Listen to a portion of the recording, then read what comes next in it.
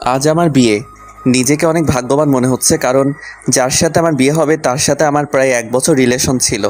আর আজ আমাদের ভালোবাসা পূর্ণতা পেতে চলেছে। ও, আপনাদের তো আমার পরিচয় দেওয়া হয় নাই। আমি আদনান সামিরাজ, মা বাবার একমাত্র ছেলে। আর আজ আমার বিয়ে। আমার যার সাথে বিয়ে হবে তার নাম ঈশা। আমরা একে অপরকে অনেক ভালোবাসি। কিছুক্ষণ পরে আমার বাবা আমার রুমে আসলো আর বলল, রাজ, তুই এখনো রেডি হওয়া বাদ দিয়ে বসে আছিস কেন? তাড়াতাড়ি রেডি হয়ে নে, সবাই তো অপেক্ষা করতেছে তোর জন্য। আব্বু তুমি যাও, আমি 2 মিনিটের মধ্যে আসছি। তারপর আব্বু চলে গেল আর আমি রেডি হওয়ার জন্য ওয়াশরুমে গেলাম। কিছুক্ষণ পর রেডি হয়ে নিচে নামলাম। তখন আমার আম্মু আমার কাছে এসে বলল, বাহ, আমার ছেলেকে তো অনেক হ্যান্ডসাম লাগছে। থ্যাংক ইউ আম্মু। হয়েছে, এখন যাও, সবাই গাড়িতে অপেক্ষা করছে। আম্মু এখন আসি। আম্মুর কাছ থেকে বিদায় নিয়ে আমি গাড়িতে গিয়ে বসলাম। আর তখন আমার বন্ধুরা আমাকে নানানভাবে জ্বালাতে লাগলো। কিছুক্ষণ পরে আমি আমার শ্বশুরবাড়ি এসে পৌঁছালাম। শ্বশুরবাড়ির সবাই আমাকে অনেক আদরেই বরণ করে নিল। আমিও আমার বন্ধুরা সবাই বসে আছি। তখন আমার আব্বু আমার কাছে এসে বলল, রাজ, একটু এদিকে আই, তোর সাথে আমার কিছু কথা। জি আব্বু বলো। ঈশা অন্য ছেলের সাথে পালিয়েছে। এই কথা শোনার পর মনে হলো যেন কেউ সজোরে আমার বুকে আঘাত করলো। তাও আমি নিজেকে সামলে নিয়ে বললাম, কি বলছো এগুলা? ঈশা আমার সাথে এমন করতে পারে না। আমারও প্রথমে তাই মনে হয়েছিল, তারপর এটা দেখার পর বিশ্বাস করতে বাধ্য হলাম। আমি বাবার হাত থেকে চিঠিটা নিয়ে পড়তে শুরু করলাম। সেখানে লেখা ছিল, প্রিয় রাজ, পারলে আমায় ক্ষমা করে দিও। তোমার সাথে রিলেশন চলাকালীন আমি আরেকজনকে ভালোবেসে ফেলি, আর সে বাংলাদেশের সবচেয়ে বড় কোম্পানি আর কোম্পানির ম্যানেজার, আর তুমি শুধু একজন সাধারণ কর্মচারী। তাই আমি অনেক ভেবে এই সিদ্ধান্তই নিয়েছি যে আমি তোমার সাথে না, মেহেদির সাথেই বিয়ে করব। তাই আমাকে মাফ করে দিও। ইতি ঈশা। আমি ঈশা চিঠিটা পড়ে হাসলাম আর ভাবতে থাকলাম যে মানুষ টাকার জন্য কত কিছুই না করতে পারে। ঠিক তখন এশার বাবা এসে আমার বাবাকে বলল, দেখুন, আমার মেয়ে যা করেছে তার জন্য আমরা অনেক লজ্জিত। তাই বলছিলাম, যদি আমার ছোট মেয়ে নিশিকে আপনার ছেলের সাথে যদি বিয়ে দিতেন। আমার ছেলেকে কি আপনার খেলনা মনে হয় যে যার তার সাথে ওর বিয়ে দিব? তখন আমি আমার বাবাকে বললাম যে আমি এই বিয়ে করতে রাজি, তাই যত তাড়াতাড়ি সম্ভব বিয়ের ব্যবস্থা করতে। এর কিছুক্ষণ পরে আমাদের বিয়ে হয়ে যায় আর আমার নতুন বউ নিয়ে বাসায় চলে আসি। বাসায় আসার পর আমি সোজা ছাদে চলে যাই আর ভাবতে থাকি আমার জীবনটা কেমন করে হঠাৎ করে বদলে গেল। কি হওয়ার ছিল আর কি হলো। না, এরকম করে চলা যাবে না।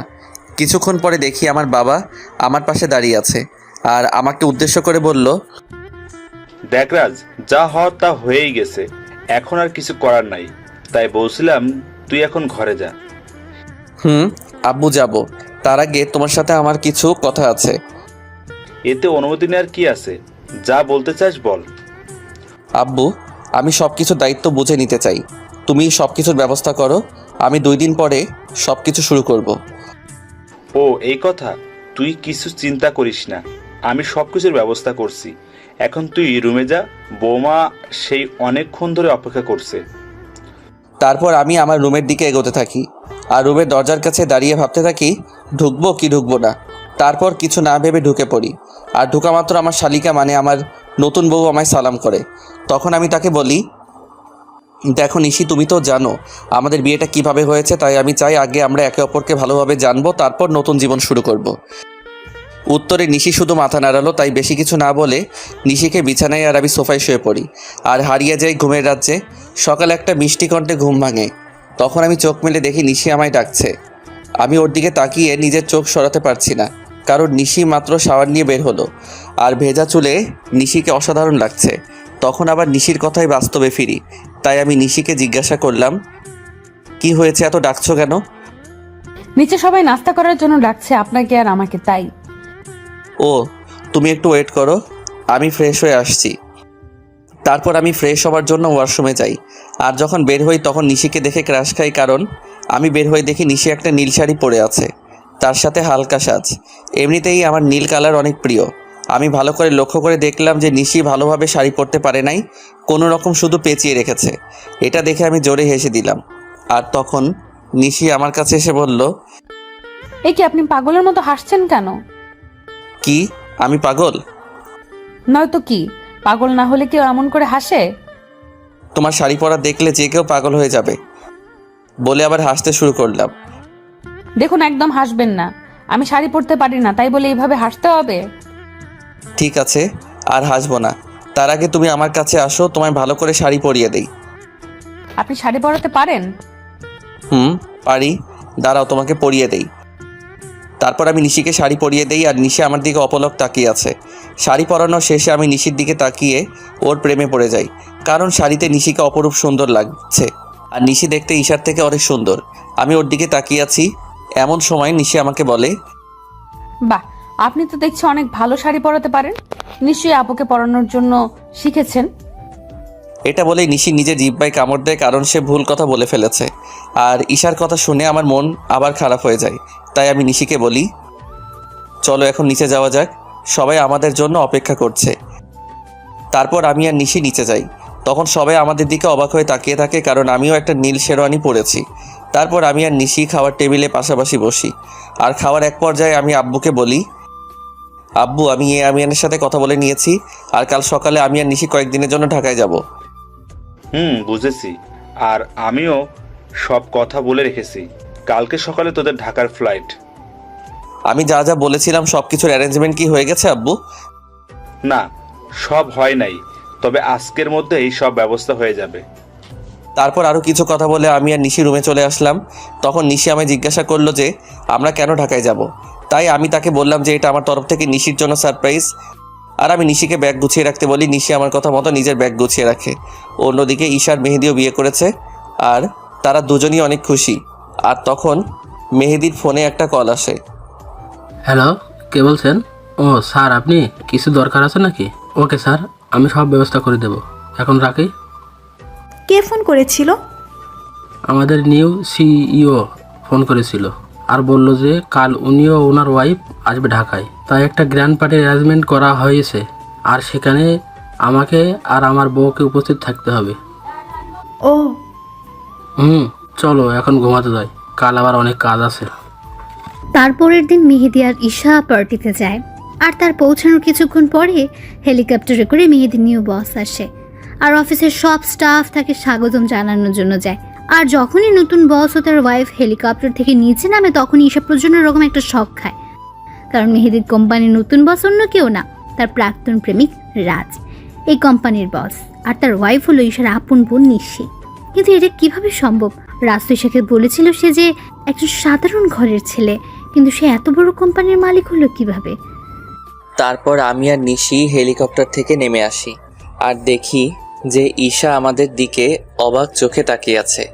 সে হয়তো ভাবছে আমি এখানে কেমন করে আসলাম, আর মালিকই বা কেমন করে হলাম, কারণ আমি ঈশাকে বলেছিলাম যে আমি একটা কোম্পানির সাধারণ একজন কর্মচারী। হেলিকপ্টার থেকে নামার পরে সবাই আমাকে আর নিশিকে নিয়ে ব্যস্ত হয়ে পড়ে। তখন ঈশা আর ওর হাজব্যান্ড মেহেদি আমাদের কাছে আসে আর আমাদের স্বাগতম জানায়। তখন ঈশা আমাকে বলে, রাজ, তুমি এখানে কি করে? আর তুমি A&R কোম্পানির সিও হলে কিভাবে? কেন মিস ঈশা, অবাক হচ্ছেন নাকি? এখানে তো অবাক হওয়ার কিছুই নেই, কারণ আমি আপনাকে একবার বলেছিলাম বিয়ের পরে আপনার জন্য একটা বড় সারপ্রাইজ অপেক্ষা করছে, কিন্তু আপনি কি করলেন? আমি ঈশার সাথে কথা বলছিলাম, তখন মেহেদি এসে আমাকে বলল, স্যার, এই হলো ঈশা, আমার ওয়াইফ। 2 দিন হলো আমাদের বিয়ে হয়েছে। Nice to meet you miss Isha. Thank you sir. তা মেহেদি সাহেব, আমি যা যা বলেছিলাম সব কিছুর অ্যারেঞ্জমেন্ট কি হয়েছে? জি স্যার, সব কিছুর অ্যারেঞ্জমেন্ট করা হয়েছে। আপনি কি আগে একটু রেস্ট নিয়ে নেবেন নাকি? আমি আর নিশি আগে একটু রেস্ট নিব, তারপরে পার্টিতে জয়েন করব। আর আপনাকে পরিচয় করিয়ে দেই, ইনি হলেন নিশি, আমার ওয়াইফ। হ্যালো ম্যাম, কেমন আছেন?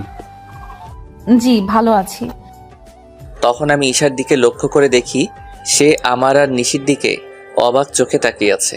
তাই আমি মনে মনে বলি, এখনো তো কিছুই দেখোনি, দেখতে থাকো কি হয়। তখন মেহেদি আমাকে আর নিশিকে একটা রুমে নিয়ে যায় আর বলে এখানে কিছুক্ষণ রেস্ট নিতে। এই বলে মেহেদি সাহেব সেখান থেকে চলে যায়। তখন নিশি আমার কাছে এসে বলে, এগুলো কি হচ্ছে আমাকে কি প্লিজ বলবেন? মানে কিসের কথা বলছো তুমি? বুঝতে পারছেন আমি কিসের কথা বলছি? কই না তো। বুঝতে পারছেন না নাকি বুঝতে চাইছেন না? আরে তুমি বোঝাই না বললে কেমন করে বুঝবো? এগুলো কি? আমি তো শুনেছিলাম আপনি একটা কোম্পানির একজন সাধারণ কর্মকর্তা। শুধু আমি না, আমার পরিবার জানতো যে আপনি একটি কোম্পানিতে কাজ করেন। তাহলে হুট করে এত বড় কোম্পানির সিইও কেমন করে হলেন? হুট করে আমি এই কোম্পানির সিইও হই নাই। এই কোম্পানির ওনার হলো আমার বাবা, বুঝেছো? আর সেই হিসেবে আমি এই কোম্পানির সিইও। আর কেন আমি আমার আসল পরিচয় গোপন করেছি সেটা না হয় তোমাকে পরে বলবো। সেটা না হয় বুঝলাম, কিন্তু আপনি কেন আপনার আসল পরিচয় গোপন করলেন সেটা আগে বলুন। বললাম তো আমি তোমাকে সব বলবো, তার আগে তুমি কান্না বন্ধ করো। নিশিকে নিজের বুকের মাঝে জড়িয়ে নিয়ে কেন জানি নিশির কান্নাটা আমার সহ্য হলো না। তারপর নিশিও আমায় জড়িয়ে ধরে কান্না করতে থাকলো। এইভাবে কিছুক্ষণ নিশি কান্না করলো। তারপর যখন সে বুঝতে পারলো যে সে আমায় জড়িয়ে ধরে আছে, তখন হঠাৎ করে আমায় ছেড়ে দিয়ে বলল, আমি সরি, আসলে আমি বুঝতে পারি নাই তাই এমনটা করেছি। আসলে আমি একটু ইমোশনাল হয়ে পড়েছিলাম তো তাই। ইটস ওকে নিশি, তুমি গিয়ে ফ্রেশ হয়ে নাও, আমাদের আবার নিচে পার্টিতে যেতে হবে। তারপর নিশি ওয়াশরুমে ফ্রেশ হতে চলে যায়। কিছুক্ষণ পরে নিশি বাহির হয়। তখন আমি ফ্রেশ হওয়ার জন্য ওয়াশরুমে প্রবেশ করি। আর বের হওয়া মাত্র নিশিকে দেখে টাসকি খাই, কারণ নিশিকে নীল শাড়িতে একদম অপসরীর মতো লাগছে, সাথে হালকা মেকআপ, যা দেখে যে কেউ নিশির প্রেমে পড়তে বাধ্য। আমাকে এভাবে তাকিয়ে থাকতে দেখে নিশি আমার চোখের সামনে তুড়ি বাজিয়ে জিজ্ঞেস করে, এই যে মিস্টার, এভাবে তাকিয়ে কি দেখছেন? একটা ডানা কাটা পড়ি। নিজের অজান্তেই বলে ফেলি। আর আমার কথায় নিশি বেশ লজ্জা পায়, যা ওর চেহারা দেখে বোঝা যাচ্ছে, কারণ নিশির চেহারা একদম লজ্জায় লাল হয়ে গেছে। তখন আমি বলি, থাক আর লজ্জা পেতে হবে না, এখন তাড়াতাড়ি রেডি হয়ে নাও তো। তখন নিশি আবার রেডি হতে থাকে। আর নিশি যখন লিপস্টিক তার ঠোঁটে দিতে যাবে, তখন আমি তাকে আটকিয়ে বলি যে, তোমাকে এমনি অনেক ভালো লাগছে, এসব লিপস্টিক আর কোনো দিন দিবা না, ওকে? নিশিও বাধ্য মেয়ের মতো মাথা নাড়ালো। কিছুক্ষণ পরে নিশি আমাকে জিজ্ঞাসা করে যে তাকে কেমন লাগছে। আর আমি তো নিশিকে দেখে ওর প্রায় প্রেমে পড়ে যাই, কারণ নিশিকে হালকা সাজে একদম পরীর মতো লাগছে। তাই আমি ওর কাছে গিয়ে বলি, সবই ঠিক আছে, শুধু একটা জিনিস ছাড়া। ও, আরে শুনবে তো কি জিনিস? না বললে শুনবো কেমন করে? তোমার গলায় কাজল দেওয়া হয়, তোমাকে কেউ যদি এইভাবে দেখে তাহলে সবার নজর লেগে যাবে তো, তাই না? তারপর আমি নিজের হাতে নিশির ঘাড়ে কাজল লাগিয়ে দেই। আর আমার ছোঁয়া পাওয়া মাত্র নিশি কিছুটা কেঁপে ওঠে। আর নিশির এত কাছে গিয়ে আমিও কেমন যেন একটা ঘোরের মধ্যে চলে গেছিলাম। আর নিশিও কিছুটা আমার মতোই হয়ে গেছিল। তখন আমি নিশির মুখটা উপরের দিকে তুলে আমার ঠোঁট ওর ঠোঁটের দিকে এগিয়ে নিয়ে যাই। আর যখনই আমি নিজের ঠোঁট নিশির ঠোঁটের সাথে মেলাবো, তখনই কেউ একজন রুমের মধ্যে প্রবেশ করে। এতে করে নিশি আমার থেকে কিছুটা দূরে চলে যায়। আর আমাদের দুজনেরই ঘোরটা কেটে যায়। তাই তখন দেখার চেষ্টা করি যে কে এসেছে, আর তখনই দেখি ঈশা দাঁড়িয়ে আছে। এতে করে আমার রাগটা বেড়ে যায়। তাই আমি ঈশাকে গিয়ে বলি, আপনার কি একটু সাধারণ বুদ্ধিটুকু কি নেই যে একটা সদ্য বিবাহিত দম্পতির রুমে কোনো পারমিশন ছাড়া প্রবেশ করেছেন? আসলে আমি তো জানতাম না ভেতরে কি হচ্ছিল, আর তোমার রুমে ঢুকতে তো আগে কখনো পারমিশন লাগেনি তাই। ও প্লিজ, আগে কি হয়েছে না হয়েছে I just don't care, but now I am married, so next time knock করার রুমে ঢুকবেন, আন্ডারস্ট্যান্ড? Yes, I understand. কথাটা মনে থাকে যেন। আর কি জন্য এসেছেন সেটা কি জানতে পারি? আমি তোমার কাছে ক্ষমা চাইতে এসেছি, প্লিজ আমাকে মাফ করে দাও। আপনি কিসের জন্য ক্ষমা চাইছেন মিস ঈশা, সেটা কি জানতে পারি? তোমার সাথে করা অন্যায়গুলোর জন্য আমি ক্ষমা চাচ্ছি। আমি কিছু বলতে যাব, তখনই নিশি এসে বলে, আপু তুই যা করেছিস তা কত বড় অন্যায় সেটা কি তুই জানিস? জানি। তাহলে কোন মুখে তুই মাফ চাস সেটা আমাকে বল। নিশি বোন আমার, তুই আমাকে ভুল বুঝিস না। আমি তো আমার ভুল বুঝতে পেরেছি, তাই তো আমি ক্ষমা চাইতে এসেছি। আপনি কোনো অন্যায় করেন নাই মিস ঈশা, অন্যায় তো করেছি আমি। আপনার মতো একজন প্রতারককে ভালোবেসেছিলাম, এটার চেয়ে বড় অন্যায় আর কি হতে পারে সেটা বলুন তো? আমি আরও কিছু বলতে যাব তার আগে আমার ফোনে একটা কল আসে। আমি কলটা রিসিভ করে নিশিকে বলি যে তাড়াতাড়ি রেডি হয়ে নিতে। আর ফোনটা করেছিল মেহেদি, মানে ঈশার হাজবেন্ড। তারপর আমি ঈশাকে আমার রুম থেকে চলে যাওয়ার জন্য বলি। কিছুক্ষণ পর নিশি বের হয়ে আসে, আর আমি তো নিশিকে দেখে রীতিমতো টাসকে খেয়ে যাই, কারণ নেভি ব্লু শাড়িতে নিশি অসাধারণ লাগছে, তার সাথে হালকা মেকআপও করেছে। আমাকে এভাবে তাকিয়ে থাকতে দেখে নিশি আমাকে বলে, এই যে মিস্টার রাজ, এখানে দাঁড়িয়ে থাকবেন নাকি নিচেও যাবেন? যাব। আর তোমাকে কিন্তু অনেক কিউট লাগছে মিসেস রাজ। আমার মুখে মিসেস রাজ ডাক শুনে নিশি অনেক খুশি হয়, যা ওর মুখ দেখে বোঝা যাচ্ছিল। তখন আমি আবার নিশিকে বললাম, কি হলো, নিচে যাবে না নাকি? তারপর আমি আর নিশি দুজনে একসাথে নিচে যাই, আর সেখানে থাকা সবাই আমাদের স্বাগত জানায়। তারপর আমি নিশিকে একে একে সবার সাথে পরিচয় করিয়ে দেই, আর সবাই নিশিকে অনেক পছন্দ করে আর অনেক তারিফও করে।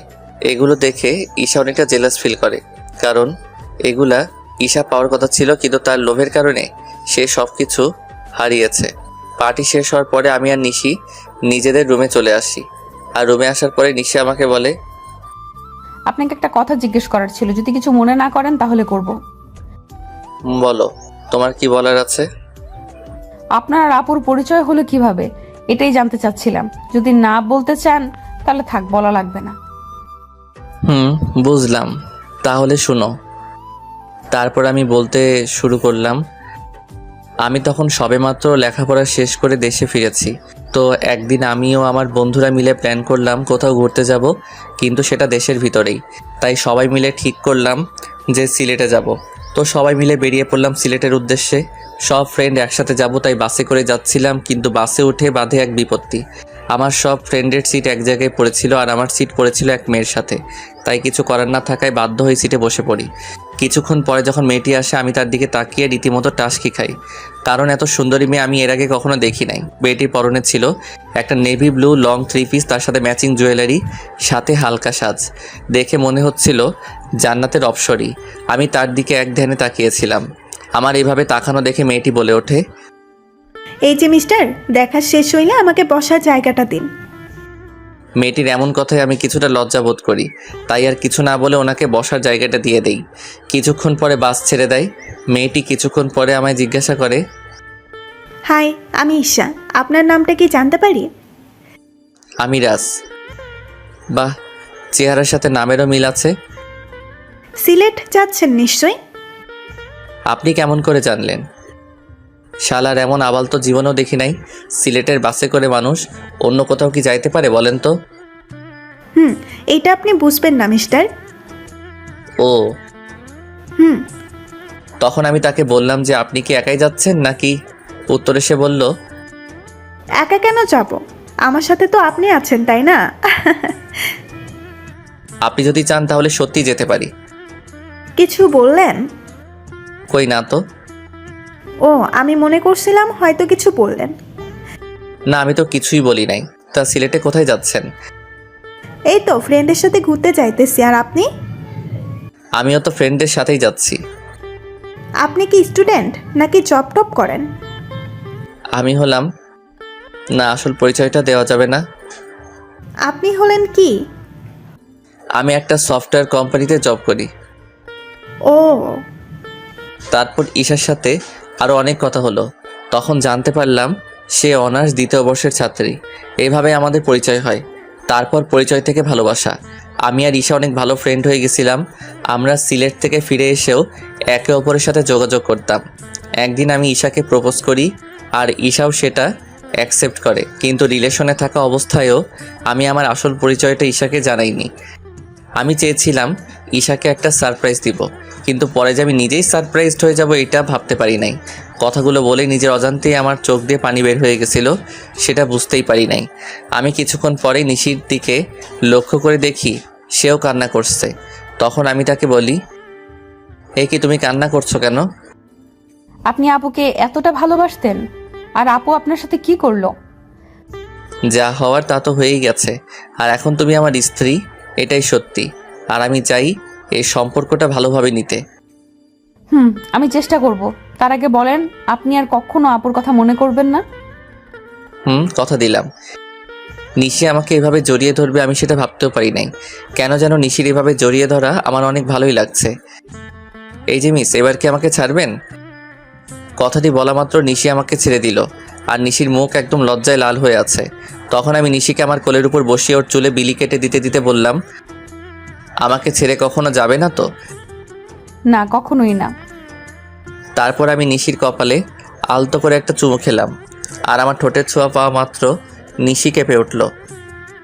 এখন যাও, ফ্রেশ হয়ে আসো। আজ এমনিতেও অনেক ধকল গেছে। আগামীকাল থেকে আমরা নতুন জীবন শুরু করব। হুম। তারপর নিশি ফ্রেশ হয়ে আসে আর আমি নিশিকে জড়িয়ে ধরে শুয়ে পড়ি। এই কয়দিনে আমি নিশিকে অনেকটাই ভালোবেসে ফেলেছি। পরের দিন সকালবেলা নিশির আগে ঘুম ভেঙে যায়। আমি ঘুম থেকে উঠে যখন বসতে যাব তখন দেখি নিশি আমার বুকের মাঝে শুয়ে আছে। আর নিশির ঘুমন্ত চেহারাটা অনেক সুন্দর লাগছে। হয়তো সব মেয়েদের ঘুমন্ত চেহারা একরকম হয়, কিন্তু নিশির মতো কারো হয় না। তখন আমি খেয়াল করে দেখি নিশির মুখের উপর কিছুটা চুল এসে পড়েছে, যার কারণে তার ঘুমের সমস্যা হচ্ছে। তাই আমি নিশির মুখের উপর থেকে চুলগুলো সরিয়ে কানের সাথে গুজে দেই। তখনই আমার চোখ আটকে যায় নিশির গোলাপি ঠোঁটের উপর। আমি নিজের অজান্তেই নিশির ঠোঁটে চুমু দিয়ে বসি, আর তখনই নিশি জেগে যায়। আমাকে ওর এত কাছে দেখে নিশি কিছুটা ঘাবড়ে যায়, আর আমি ওকে কিস করেছি এটা বুঝতে পেরে নিশি লজ্জা পেয়ে আমার বুকের মাঝে মুখ লুকিয়ে ফেলে। তখন আমি নিশিকে বলি, এই কি হলো তোমার, আর এমন কেন করছো? আমার মনে হয় লজ্জা করে না। বাবা, এখন এত লজ্জা, তাহলে রাতে যা হবে তখন কি করবা? চা ফাজিল কোথাকার, মুখে কিচ্ছু আটকায় না। নিশি জানো, তোমার ঠোঁটের স্বাদ কিন্তু সেই রকম। চা দুষ্টু। এই বলে ওয়াশরুমে পালালো। আর আমি বসে বসে ভাবতে লাগলাম, পাগলিটা এই কয়দিনে আমাকে অনেক ভালোবেসে ফেলেছে, আর আমিও ওকে অনেক ভালোবেসে ফেলেছি। কিছুক্ষণ পরে নিশি ওয়াশরুম থেকে বাহির হলো, আর আমি ফ্রেশ হতে চলে গেলাম। আমি ফ্রেশ হয়ে এসে দেখি নিশি চুল মুছছে। তখন আমি নিশিকে পেছন থেকে জড়িয়ে ধরি, আর নিশির চুলের মধ্যে নাক ডুবিয়ে দিই। এতে নিশি কিছুটা কেঁপে ওঠে। আমি নিশির চুলের গন্ধে কোথায় যেন হারিয়ে গিয়েছিলাম। নিশির ডাকে আবার ঘোর ভাঙলো। নিশি আমাকে বলল, এই যে মিস্টার, অফিসে যাবেন না নাকি? এত সুন্দর বউ রেখে কীভাবে অফিস যাই বলো তো? তার চেয়ে বরং চলো তুমি আর আমি ঘুরতে যাই। সত্যি বলছেন? না, মিথ্যা বলছি। আমার কথা শুনে নিশির হাসি মাখা মুখ নিমিষে গায়েব হয়ে গেল। তখন আমি বললাম, থাকার ঢং করতে হবে না, তাড়াতাড়ি গিয়ে রেডি হয়ে আসুন। আপনি অনেক কিউট। বলে আমাকে কিস করে এক দৌড়ে পালালো। আমি তখন মনে মনে বললাম, পাগলি একটা। কিছুক্ষণ পরে নিশি নেভি ব্লু শাড়ি পরে বের হলো, আর সাথে হালকা সাজ। এতে নিশিকে আরও বেশি সুন্দরী লাগছিল। তারপর নিশি আমার কাছে এসে বলে, চলুন, আমি রেডি। চলো। তারপর আমি ম্যানেজারকে ফোন দিয়ে আসতে বলি। ম্যানেজার মানে ঈশার হাজব্যান্ড। কিছুক্ষণ পরে ঈশা ও তার হাজব্যান্ড আসে, আর আমাকে বলে, স্যার, আপনি যা যা বলেছিলেন সব রেডি। ধন্যবাদ মেহেদি সাহেব। আরে, এতে ধন্যবাদ দেওয়ার কি আছে? মেহেদি সাহেব, আমি আপনাকে একটা জিনিস আনতে বলেছিলাম, সেটা কি এনেছেন? হ্যাঁ স্যার, এনেছি, এই নিন। আমার দিকে একটা প্যাকেট এগিয়ে দিয়ে তখন আমি নিশিকে ডাকিয়ে জিজ্ঞাসা করি, এটা কেমন হয়েছে? আপনাদের তো বলতেই ভুলে গিয়েছি, ওই প্যাকেটের মধ্যে একটা নেকলেস ছিল, যেটা আমি নিশির জন্য আনতে বলেছিলাম। Wow, it's so gorgeous. এবার পড়ুন দেখি। এটা আমার জন্য। এবার পড়ুন তো। না, আমাকে পরিয়ে দিন। তো কি আর করার, সবার সামনে আমি নিশিকে নেকলেসটা পরিয়ে দিলাম। পরানোর পর ঈশার দিকে তাকিয়ে দেখি সে কেমন করে যেন তাকিয়ে আছে নিশির দিকে। হয়তো সে এটা ভাবছে যে যা ওর পাওয়ার কথা ছিল সেটা তার ছোট বোন পাইতেছে। তারপর আমি আর নিশি ঘুরতে বাহির হলাম। সারাদিন ঘোরাঘুরি করে যখন নদীর ধারে গিয়ে বসলাম, তখন নিশি বলল যে সে ফুচকা খাবে। অনেক বোঝানোর পরেও কোনো লাভ হইল না, তাই তাকে ফুচকা খেতে নিয়ে গেলাম। আর আমি নিশির ফুচকা খাওয়া দেখে অবাক না হয়ে পারলাম না। মেয়েরা এত ফুচকা কীভাবে খেতে পারে সেটা আল্লাহই ভালো জানে। প্রায় অনেক রাত হয়ে যায় বাসায় ফিরতে। তারপর বাসায় ফিরে আমি ওয়াশরুমে চলে যাই ফ্রেশ হতে। আমি বের হওয়ার পরে নিশি ঢুকে। কিছুক্ষণ পরে নিশি বাহির হয়। তখন আমি নিশিকে গিয়ে পেছন থেকে জড়িয়ে ধরি আর বলি, সকালে কি বলেছিলাম মনে আছে? নিশি উত্তরে শুধু মাথা নাড়ালো। তাহলে শুরু করা যাক। আমি কি নিষেধ করেছি নাকি? আমি নিশির সাই পেয়ে ওকে কোলে তুলে নেই আর বিছানায় গিয়ে রাখি। তারপর আমি নিশির গলায় আস্তে করে কয়েকটা কিস করি। এতে নিশির নিঃশ্বাস আস্তে আস্তে ঘন হতে থাকে। তারপর আমরা দুজন হারিয়ে যাই ভালোবাসার অতলে। আর কিছু কমনার লজ্জা লাগে। পরের দিন সকালে নিশির ডাকে আমার ঘুম ভাঙে।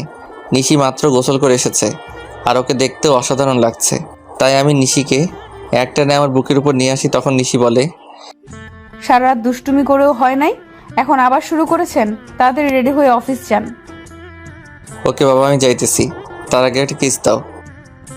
একটা দিলে যাবেন। যাব। তারপর নিশি আমাকে একটা কিস দেয় আর আমিও উঠে ফ্রেশ হয়ে অফিসে চলে যাই।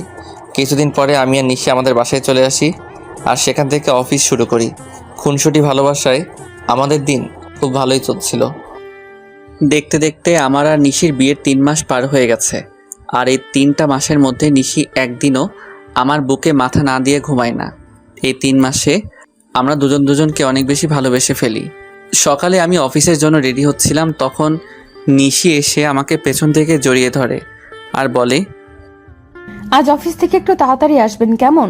আজ আপনার জন্য একটা সারপ্রাইজ আছে। কি সারপ্রাইজ গো বউ? এখন বলা যাবে না, আগে অফিস থেকে ফিরুন, তারপর বলবো। ওকে, এবার আমার কাছে আসো তো, তোমায় একটু আদর করে নেই। সব সময় দুষ্টুমি, তাই না?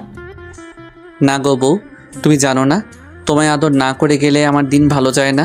তাই এখন আর কোনো কথা না বলে আমার কাছে আসো। তারপর নিশি আমার কাছে আসলো আর আমি নিশির ঠোঁট জোড়া আমার দখলে নিয়ে নিলাম। প্রায় 5 মিনিট পরে ছাড়লাম। তারপর আমি নিশিকে বললাম, আমি এখন আসি। আপনি খুব স্বার্থপর। কেন গো, আমি আবার কি করলাম? আপনি তো ঠিকই আপনার ভাগের আদরটা নিলেন আর আমার পাওনাটা না দিয়েই চলে যাচ্ছে। ও কি বোঝাতে চাইছে সেটা আমি বুঝতে পেরে আমি নিশিকে আমার কাছে ডাকি, কিন্তু সে আসবে না। মহারানী বলে, নিশি বাবু আমার কাছে আসো। আমি কোনো বাবু নই। আর নিশি রাগ করেছে, তাই কারোর সাথে কথা বলবে না। ও তাই? দেখি এবার নিশি কেমন করে রাগ করে থাকে। এই বলে নিশিকে আমার কাছে নিয়ে এসে ওর কপালে একটা ভালোবাসার পরশ এঁকে দেই আর নিশি আমাকে শক্ত করে জড়িয়ে ধরে। নিশি শোনা, এবার ছাড়ো, আমার তো অফিসে লেট হয়ে যাচ্ছে। আর একটু থাকি না। না বাবু, আবার পরে থেকো, আমি এখন অফিসে যাব যে। ওকে, সাবধানে যাবেন কিন্তু। যথাজ্ঞা মহারানী। যাও বৎস। বলেই হাসতে শুরু করলো। উফ, এই হাসিটার জন্য আমি সব করতে পারি। এই যে মিস্টার, এবার যান। বাই। তারপর আমি অফিসে চলে আসি, কিন্তু অফিসেও মন বসছে না। তাই নিশিকে ফোন দিলাম। অপরদিকে নিশি ভাবছে, আজ যখন ও জানতে পারবে যে ও বাবা হতে চলেছে তখন কতই না খুশি হবে। আমার যে আর অপেক্ষা সহ্য হচ্ছে না, মন চাইছে ওকে এক্ষুনি গিয়ে বলে আসি। নিশি এগুলো ভাবছিল, এমন সময় ওর ফোনটা বেজে ওঠে আর নিশি ফোনের স্ক্রিনে তাকিয়ে দেখে আমি ফোন দিয়েছি। তাই সে তাড়াতাড়ি ফোনটা রিসিভ করে আর বলে, কি হলো বর, এত জলদি আমার কথা মনে পড়ে গেল? গো বউ, তোমার কথা তো সব সময় মনে পড়ে, কিন্তু কি করব বলো? কিছুই করতে হবে না, আপনি শুধু আজ তাড়াতাড়ি বাসায় আসবেন, তাহলেই হবে। আর এখন কাজ করেন তো। ওকে আমার সুইট বউ, এখন রাখি। ওকে মিস্টার বর, বাই। নিশির সাথে কথা বলার পর আমি কিছু জরুরি কাজ সেরে ফেলি আর দেখতে দেখতে বিকাল হয়ে যায়। তাই আমি বাসায় যাওয়ার জন্য রেডি হয়ে নিই। আর তখনই অফিসের পিয়ন এসে আমাকে একটা পার্সেল দিয়ে যায় আর ওই পার্সেলটি খোলার পর আমার পায়ের তল থেকে মাটি সরে যায়। পার্সেলটিতে অনেকগুলো ছবি ছিল আর সবগুলো ছবি নিশি আর একটা ছেলের। ছবিতে নিশি ছেলেটার সাথে অনেক ঘনিষ্ঠ অবস্থায় আছে, যা দেখার পরে আমার চোখ দিয়ে অবাধ ধারায় পানি পড়ছে। শেষে কিনা নিশিও আমায় ধোকা দিল। আমি আর কিছু ভাবতে পারছিলাম না। তখনই নিশির ফোন আসে। অনিচ্ছা থাকা সত্ত্বেও আমি ফোনটা রিসিভ করি আর তখনই নিশি বলতে শুরু করলো, আপনি কখন বাসায় আসবেন? আজকে আপনার তাড়াতাড়ি আসার কথা, তাহলে এত লেট করছেন কেন? এখন আমি অনেক ব্যস্ত আছি, তাই আসতে লেট হবে। কিন্তু আপনি তো আমায় প্রমিস করেছিলেন যে আজ তাড়াতাড়ি বাসায় ফিরবেন। তুমি এত বেশি কথা বলছো কেন? বললাম না আমি ব্যস্ত আছি, তারপরও একই কথা বারবার বলে যাচ্ছ। অনেক রেগে আর জোরে কথাটা বললাম। এতে নিশি অনেকটাই ভয় পায়। অপর পাশ থেকে ফুপিয়ে কান্নার আওয়াজ আসছে। অন্য সময় হলে হয়তো আমি ওকে সান্ত্বনা দিতাম, কিন্তু এখন ওর কথা ভাবতেও আমার অসহ্য লাগছে। আচ্ছা ঠিক আছে, কিন্তু আরও কিছু বলতে যাবে তার আগে আমি ফোনটা কেটে দেই। ফোন রেখে আমি চেয়ারে বসে পড়ি আর তখনই আমার চোখ যায় ছবিগুলোর দিকে, কারণ ছবির অপর পাশে একটা নম্বর লেখা ছিল। তাই আমি ওই নম্বরে ফোন দেই আর ফোনটা রিসিভ করে একজন ছেলে। সে ফোনটি ধরে বলতে শুরু করে, আরে মিস্টার রাজ, এত তাড়াতাড়ি ফোন করলেন যে? কে আপনি, আর আমাকে কেমন করে চিনলেন? আমি কে সেটা না হয় দেখা করেই আপনাকে বলবো। আমি কোনো অচেনা লোকের সাথে দেখা করি না। আমি সেটা জানি মিস্টার রাজ, তাই তো বলছিলাম যদি ছবিগুলোর ব্যাপারে জানতে চান তাহলে আমার সাথে দেখা করুন। আমি কি করব বুঝতে পারছি না। আমাকে তো জানতেই হবে এই ছবির ছেলেটাকে, আর নিশির সাথেই বা তার কী সম্পর্ক। তাই আমি সেই লোকটির সাথে দেখা করার জন্য রাজি হয়ে যাই, আর সেই লোকটি আমাকে একটা ঠিকানা দেয়। তাই আমি দেরি না করে বেরিয়ে পড়ি, আর কিছুক্ষণের মধ্যে সেখানে পৌঁছে যাই। সেখানে পৌঁছানো মাত্র আমি লোকটিকে ফোন দিই, কিন্তু লোকটি ফোন ধরছে না। আমি বেশ কয়েকবার ফোন দিই, কিন্তু প্রতিবারই ব্যর্থ হই। আমি প্রায় ঘন্টাখানিক ধরে অপেক্ষা করছিলাম। তখন কেউ একজন বলে উঠল, অপেক্ষা করার জন্য ধন্যবাদ। আমি পিছনে তাকিয়ে দেখি লোকটি আর কেউ নয়, নিশির সাথে যার ছবি দেখেছিলাম এটিই সেই লোক। তবু আমি মাথা ঠান্ডা রাখার চেষ্টা করে বলি, আমাকে এখানে ডাকার কারণ কি, আর আপনি বা কে? আমি জাহিদ রহমান। আমি আর নিশি একে অপরকে অনেক ভালোবাসি, সেটা বলার জন্যই আপনাকে ডেকেছি। লোকটির কথা শুনে আমার মাথা গরম হয়ে গেল, তাই আমি রাগের মাথায় লোকটিকে মারতে শুরু করলাম। একসময় আমি একাই থেমে যাই আর তাকে বলি, আপনি যেটা বলছেন সেটা সত্যি? এটা আমি কিভাবে বিলিভ করব? সেজন্যই তো আমি আপনাকে ছবিগুলো পাঠিয়েছি, আর এখন বিলিভ করা আর না করা সেটা আপনার ব্যাপার। আমি কি বলবো কিছু ভেবে পাচ্ছিলাম না, কারণ ছবিতে নিশি আর সাজিদকেই দেখা যাচ্ছে। তাই আর কথা না বাড়িয়ে লোকটিকে বললাম, নিশি যদি আপনাকে ভালোবাসে তাহলে সে আমাকে কেন বিয়ে করলো? বিয়েটা কিভাবে হয়েছে সেটা আপনি নিশ্চয়ই জানেন রাজ। তাহলে নিশি কেন 3 মাস আমার সাথে থাকলো? সেটার কারণ আছে, আর কারণটা হলো আপনার সম্পত্তি। আর আপনারা যেদিন ঢাকায় যান সেদিন আমার আর নিশির পালানোর কথা ছিল, কিন্তু যখন আমরা জানতে পারলাম যে আপনি একজন স্বনামধন্য ব্যবসায়ী, তখন আমি আর নিশি আপনার সম্পত্তি হাতিয়ে নেওয়ার প্ল্যান বানাই। লোকটির কথা শুনে আমার কষ্টের মাত্রাটা আরও বেড়ে গেল, কারণ প্রথমে টাকার জন্য ঈশা আমার সাথে বেইমানি করলো, আর এখন আমি যাকে সবচেয়ে বেশি ভালোবাসি সেও আমার সাথে। না, আর কিছু ভাবতে পারছি না। তাই আমি হোটেল থেকে বের হয়ে আসি, আর আমার উকিলকে ফোন দিয়ে ডিভোর্স পেপার তৈরি করতে বলি। তাই মাত্র 1 ঘন্টার মধ্যে উকিলের কাছ থেকে ফিরতে ফিরতে প্রায় রাত 1টা বেজে যায়। তাই আমি বাসার কাউকে বিরক্ত না করে আমার কাছে যে চাবি ছিল সেটা দিয়ে দরজা খুলে ভিতরে যাই, আর ভিতরে গিয়ে দেখি নিশি বসে বসে ফুপিয়ে ফুপিয়ে কান্না করছে। যেখানে আমার কষ্ট হওয়ার কথা সেখানে আমার প্রচুর রাগ হচ্ছে। তখন আমি নিশির কাছে গিয়ে বলি, বাহ, অভিনয় তো খুব ভালোই করতে জানো দেখছি। আমার এরকম আচমকা কথা শুনে নিশি কিছুটা ভয় পেয়ে যায়। পরে সে নিজেকে সামনে নিয়ে বলে, মানে আপনি কি বলতে চাইছেন? আমি কি বলতে চাইছি সেটা বুঝতে পারছো না, নাকি বোঝার চেষ্টা করছো না? কি বলছেন এসব? আমি তো কিছুই বুঝতে পারছি না। Enough is enough Nishi, and don't touch me. Please Raj, tell me what's happened with you. Please tell me. আর কত অভিনয় করবে নিশি, আর কত? আমি অভিনয় করছি। হ্যাঁ, তুমি অভিনয় করছো, তার প্রমাণ এগুলো। নিশি ছবিগুলো দেখে আরও কান্না শুরু করে দিল, আর আমাকে এসে জড়িয়ে ধরলো। কিন্তু আমি এবার রাগ কন্ট্রোল করতে না পেরে নিশিকে সজোরে একটা চড় মারি। এই প্রথম আমি ওর গায়ে হাত তুললাম। তোকে না বললাম তুই আমাকে ছবি না, তাও কেন আমাকে ছোঁয়ার চেষ্টা করছিস? আর এই নে, তুই যার জন্য এত অভিনয় করেছিস, আমার সমস্ত সম্পত্তি আমি তোর নামে লিখে দিয়েছি, আর আমাকে মুক্তি দে। তারপর আমি ওর দিকে ডিভোর্স পেপারটা আর সম্পত্তির পেপার এগিয়ে দেই। তখন নিশি বলে, বেশ, আপনি যখন আমার থেকে মুক্তি চান তবে তাই হোক। এই বলে নিশি ডিভোর্স পেপারে সাইন করে দেয়। আর শুনুন মিস্টার রাজ, আপনার সম্পত্তির আমার কোনো প্রয়োজন নেই, তাই এগুলো আপনার সাথেই রাখুন। কথাগুলো বলে নিশি কান্না করতে করতে বাড়ি থেকে বের হয়ে গেল। আমার অনেক ইচ্ছা হচ্ছিল ওকে আটকাবার, কিন্তু সেই অধিকার আর আমার নেই। এখন নিশিকে ছাড়াই আমাকে থাকতে হবে। নিশি আমায় ছেড়ে গেছে প্রায় 1 বছর হলো। এই 1 বছরে এমন কোনো রাত নেই যে রাতে আমি নিশির জন্য চোখের জল ফেলি নাই, কিন্তু এই 1 বছরে আমি নিশির কোনো খোঁজ করি নাই। হয়তো রাগের বশে এই 1 বছরে আমি কারোর সাথে ভালো করে কথা বলি নাই। সারাদিন অফিসের কাজে নিজেকে ব্যস্ত রেখেছি, আর রাতে নিশির সাথে কাটানো মুহূর্তগুলো ভেবে কষ্ট পেয়েছি। প্রতিদিনের মতো আজ সকালে অফিস যাচ্ছিলাম, তখন আম্মু এসে আমায় বলল, বাবা রাজ, আর কতদিন নিজেকে এভাবে কষ্ট দিবি বল? যার জন্য এত কষ্ট পাচ্ছিস সে কি 1 বছরে একবারও তোর খবর নিয়েছে? আম্মু এত ঘুরিয়ে পেঁচিয়ে কথা না বলে কি বলতে চাও সেটা বলো তো।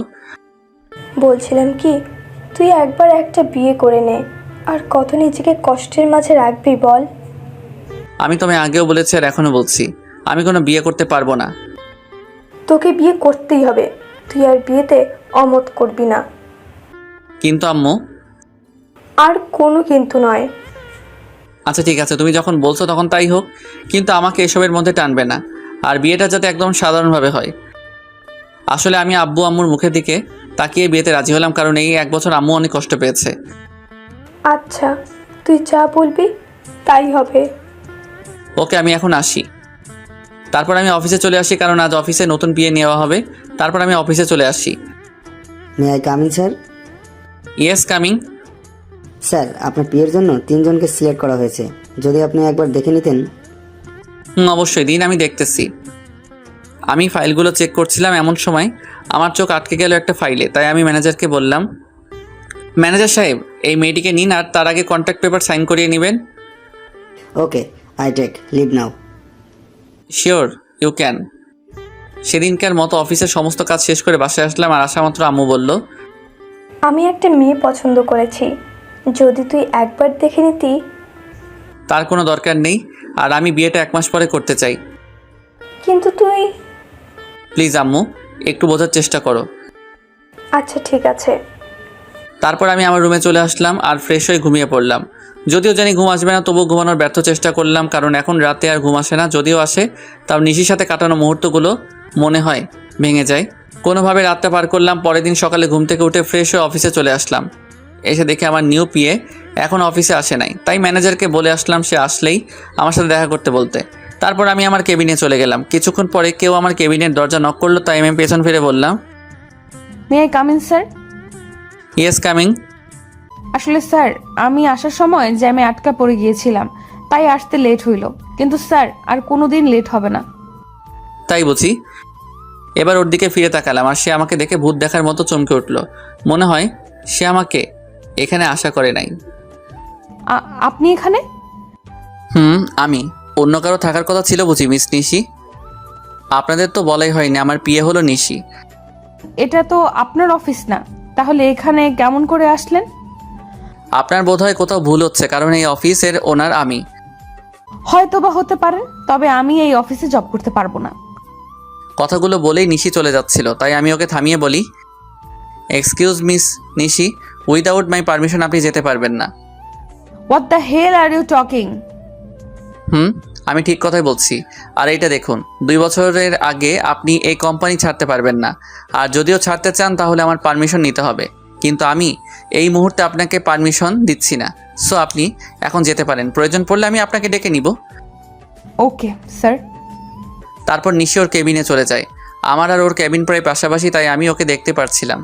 অন্যদিকে নিশি নিজের কেবিনে এসে ভাবে, কেন যে সেদিন সাইন করার আগে কন্ট্রাক্ট পেপারটা ভালো করে পড়ে নিলাম না, আর উনি কেন আবার আমার সামনে আসলেন?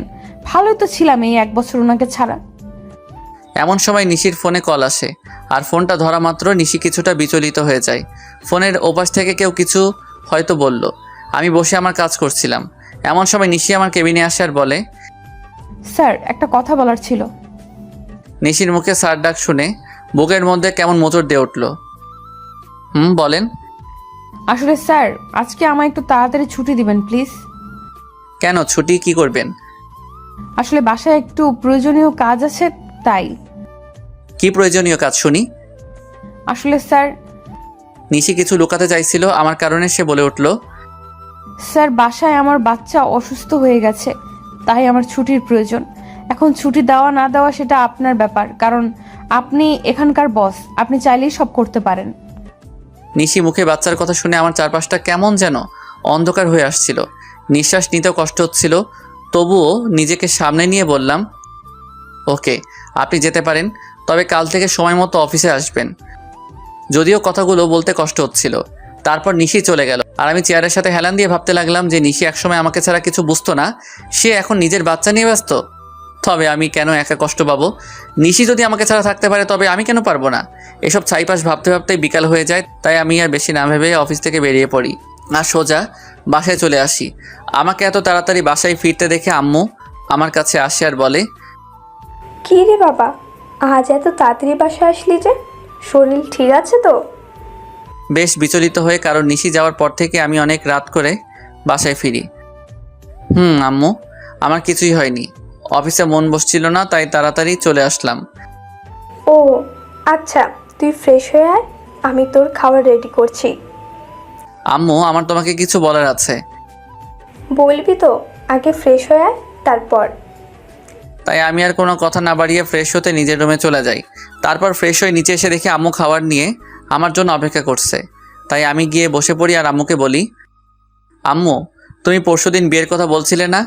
আমি রাজি, তবে বিয়েটা 1 সপ্তাহের মধ্যে হওয়া চাই। এটা তো খুশির খবর, তবে 1 সপ্তাহের মধ্যে বিয়েটা কিভাবে দিব বল?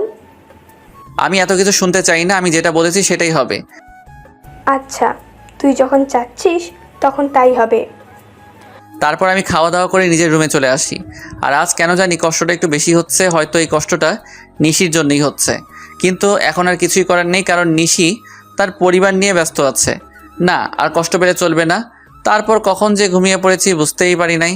পরের দিন সকালে রেডি হয়ে খাবার টেবিলে বসেছিলাম, এমন সময় আম্মু এসে বলল, আমি মেয়ের বাবার সাথে কথা বলেছি, তারা বলল যে তাদের কোনো সমস্যা নেই, তবে তুই যদি একবার মেয়ের সাথে দেখা করে নিতি তাহলে। দেখো আম্মু, আমি তোমায় আগেও বলেছি যে এই বিয়েটা আমি শুধু তোমার কথাই করেছি, তাই আমাকে আর এর মধ্যে জড়িও না। আচ্ছা ঠিক আছে, তাহলে আজ থেকেই বিয়ের অ্যারেঞ্জমেন্ট শুরু করতে হবে, কারণ হাতে তো আর বেশি সময় নেই। তোমরা যা বুঝো তাই করো, আমি এখন অফিসে গেলাম। তারপর আমি অফিসে চলে আসি। অফিসে আসা মাত্র সবাই আমাকে কংগ্রেস জানাতে থাকে। মনে হয় আম্মুই বিয়ের ব্যাপারে সবাইকে জানিয়েছে, তাই আমি আর কিছু না ভেবে নিজের কেবিনে চলে আসি। আর এদিকে অফিসের সবাই মিষ্টি খাচ্ছে। আমার বিয়ে উপলক্ষে এমন সময় নিশি অফিসে আসে আর আমার এক স্টাফ নিশিকে মিষ্টি খাওয়াই দেয়। তাই নিশি বলে, আরে আগে বলবে তো এটা কিসের মিষ্টি?